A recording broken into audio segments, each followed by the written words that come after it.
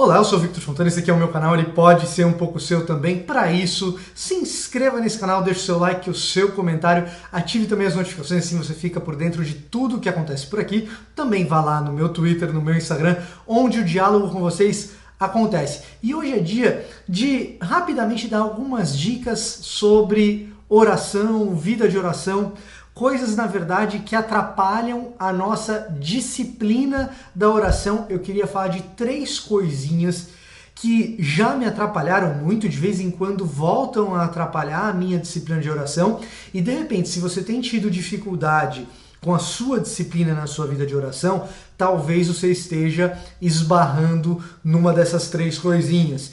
Se de repente você tem outras coisas para contribuir sobre oração com toda a comunidade, deixa aqui nos comentários também sobre o que pode atrapalhar as pessoas a estarem diante do Pai em oração. Claro, se eu estou falando de 3 problemas, de 3 coisas que nos afastam da nossa vida de oração, é claro que eu também pretendo apontar 3 tentativas de solução para cada uma dessas 3 coisas, certo?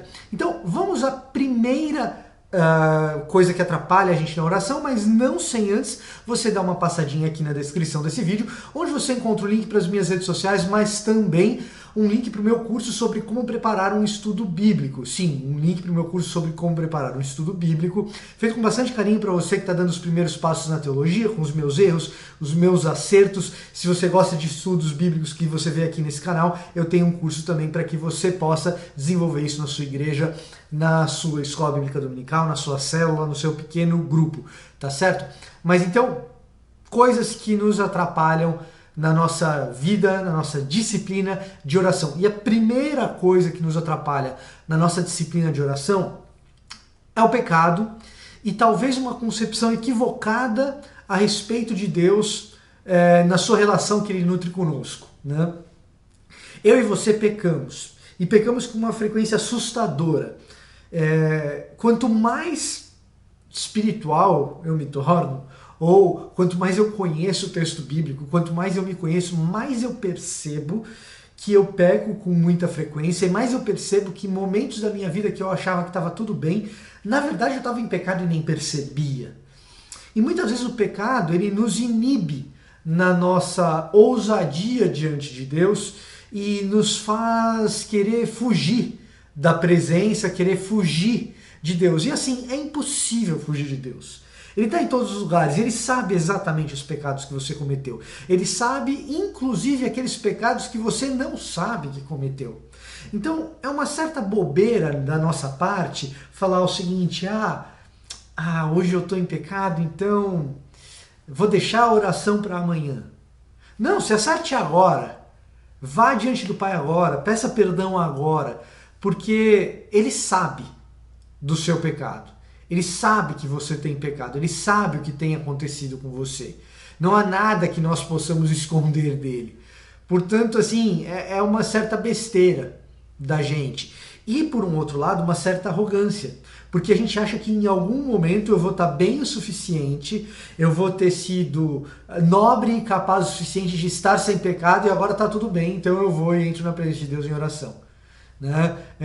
Primeiro tem essa coisa de entrar e sair da presença de Deus, como se ele não soubesse de tudo o que acontecesse. Em segundo lugar, tem essa postura que a gente tem de uma certa arrogância, de achar que em algum momento a gente vai estar conversando com Deus como se a gente fosse digno disso. Em nenhum momento nós somos dignos de estarmos diante de Deus. Em todos os momentos nós nos apresentamos a Deus por meio do sangue do próprio Cordeiro, do Filho dele, que nos permite esse livre acesso. Então essa relação com o pecado pode nos afastar de uma disciplina de oração, mas na verdade ela deveria nos aproximar de uma vida de oração, num relacionamento desejoso de conhecer mais profundamente aquele que perdoou os nossos pecados, aquele que nos recebe apesar de quem somos, pela sua graça. A noção de graça nos traz para perto de Deus e nos traz para uma vida de oração disciplinada. A noção correta de graça faz isso. A segunda coisa que pode te afastar de uma disciplina de oração é a falta de leitura bíblica. Tem muita gente, que eu conheço muita gente, que, não, a Bíblia tal, não gosto muito da leitura, eu tenho dificuldade, a Bíblia é muito difícil, mas eu sou uma pessoa de oração, eu sou uma pessoa da adoração, mas a Bíblia não sei e tal. E assim, talvez essa pessoa até tenha orações frequentes, e talvez até tenha desenvolvido um tipo de formato de oração que pareça muito espiritual, mas eu tenho certeza que debaixo dessa casca, debaixo desse formato, existe um tipo de oração muito superficial. Porque a gente, quando conversa com alguém que a gente ama, a gente quer conhecer essa pessoa que a gente ama. E o instrumento que Deus deixou para que nós o conhecêssemos é a Bíblia, são as Escrituras. Existem outras instâncias nas quais Deus se manifesta e se revela a nós, mas nenhuma é tão específica, nenhuma é tão completa, nenhuma é tão complexa, nenhuma é tão harmoniosa quanto a Bíblia Sagrada. E portanto, se a gente diz que a gente ama a Deus, a gente quer conhecer esse Deus mais profundamente. E se a gente está nutrindo um relacionamento com alguém que a gente ama e conhece, a gente quer conhecê-lo ainda mais. E isso nós fazemos por meio da leitura da Sagrada Escritura. Nós conhecemos Jesus por meio do relato dos evangelhos. Nós conhecemos o poder de Deus por meio dos atos poderosos de Deus na história registrados na Bíblia. Nós conhecemos as coisas que agradam e desagradam a Deus por meio da lei e, sobretudo, por meio da denúncia dos profetas. Nós conhecemos a maneira como Deus enxerga a sua comunidade e o relacionamento comunitário com Ele, porque isso também é oração, quando nós nos juntamos com os nossos irmãos em comunidade para adorarmos e orarmos juntos. Nas suas cartas no Novo Testamento, nas cartas de Paulo no Novo Testamento, nós entendemos o que é a igreja. Então, todo esse relacionamento ele ganha em profundidade, em complexidade, em nuance, em equilíbrio e em saúde quando nós temos um hábito contínuo de leitura das Escrituras. E o hábito contínuo de leitura das Escrituras nos impulsiona também para a oração, porque nós dependemos dela e do agir do Espírito Santo para que haja uma correta interpretação das Escrituras. Então as duas coisas elas são intimamente ligadas. Elas são entrelaçadas. O conhecimento das Escrituras e a oração, elas devem se nutrir umas às outras, uma à outra, né? E não devem ser disciplinas separadas, apartadas, como se nós tivéssemos habilidade para uma e deixássemos a outra de lado, ou habilidade para essa outra e deixássemos essa uma de lado. E a terceira coisa que pode nos afastar de uma vida de oração, de uma disciplina de oração, é que disciplina tem a ver com discipulado. A falta de discipulado nos afasta de uma vida de oração, de uma vida disciplinada de oração. E talvez você esteja pensando assim, é verdade, ninguém me discipulou, ninguém me ensinou a orar. E isso é uma parte da equação, mas nem é a parte mais importante. O que eu estou me referindo aqui é que o hábito de fazer discípulos nos levará a uma disciplina de nos ajoelharmos diante do Pai. Ao fazermos discípulos e ao cumprirmos a ordenança de Deus no mandato da grande comissão de Mateus 28, 19 e 20, ide por todo mundo e fazei discípulos, o imperativo aí está no fazer discípulos, né? E não no id. O id pega emprestado essa característica. Isso aí na gramática do grego. Você não precisa saber necessariamente isso. É bom saber, mas não precisa saber isso necessariamente.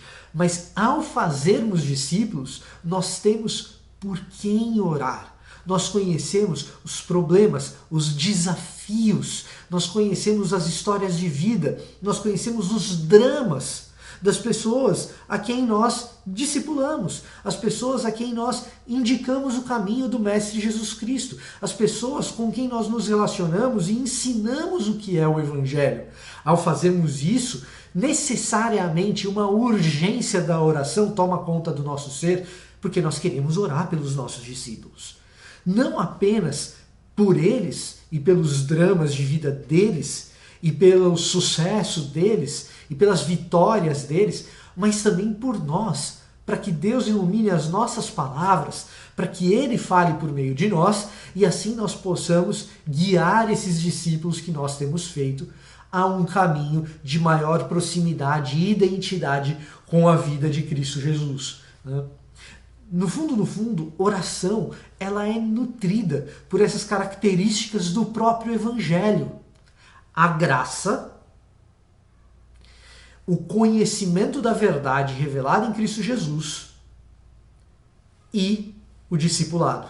Esses três elementos do Evangelho, eles abastecem a nossa oração e ela ganha em profundidade e significância, né? Esses três elementos, a graça que nos ajuda a gente a lidar com o pecado, o conhecimento da verdade do Evangelho que nos dá acesso à revelação de quem Deus é, e o discipulado, a condução de outras pessoas a essa graça e essa verdade. Esses três elementos do Evangelho abastecem profundamente os nossos corações e as nossas orações.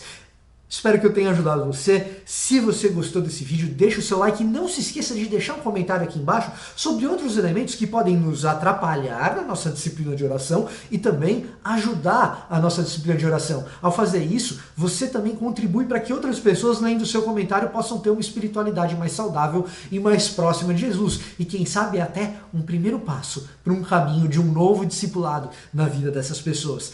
Não se esqueça de compartilhar esse vídeo com alguém que você acha que isso pode ser útil, com alguém que você acha que pode ajudar, né? E o que mais que você pode fazer? Deixar o seu like e dar uma passadinha na descrição aqui desse vídeo, onde você encontra um link para o meu curso sobre como preparar um estudo bíblico. Se você gosta dos estudos desse canal, eu te encorajo em grande medida a clicar nesse link, porque você vai conhecer um pouquinho dos detalhes do curso se você quiser adquirir. Antes de adquirir, você pode clicar no link e conhecer maiores detalhes sobre a estrutura do curso, tudo que eu apresento ali, tá certo? Era isso que eu tinha para hoje para vocês. Eu vou ficando por aqui e até a próxima.